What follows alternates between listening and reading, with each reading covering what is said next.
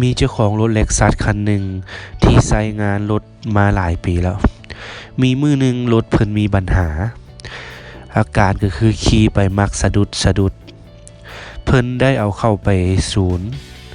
ใหญ่หลายๆบอนห้านใหญ่หลายบอนบางคนก็ม่างเบิ่งนี่เบิ่งนั่นบางคนก็ใช้ระบบคอมพิวเตอร์แต่ก็ยังบ่สามารถซ่อมแปลงได้แล้วเพิ่นก็ได้ซอกถามหลายๆคนเนาะก็เลยได้ไปพบสร้างซ่อมแปลงห้านน้อยๆห้านหนึ่งแล้วลองถามว่าเจ้าสามารถแปลงอันนี้ได้บ่เราก็บอกว่าก็ลองเบิ่งเจ้าของรถเล็กซัสบอกว่าถ้าเจ้าแปลงได้เจ้าสิเอาเท่าใดข้อยก็สิให้เนาะหลังจากนั้นสร้างซ่อมแปลงก็ลองกดสอบเบิ่งแล้วก็กุมเบิ่งแล้วก็ปรากฏว่าเห็นสายไฟขาดเส้นเดียว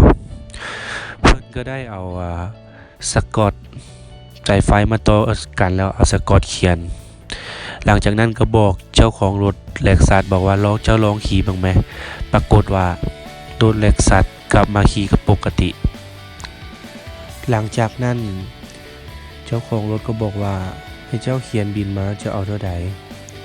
สร้างซ่อมแปลงเขียนบินมารวมทั้งหมด10 ล้านกีบอ้าวเจ้าของรถตกใจเจ้าตัวสายไฟค่อยเส้นเดียวจะเอาฮอด10 ล้านพุ่นว่า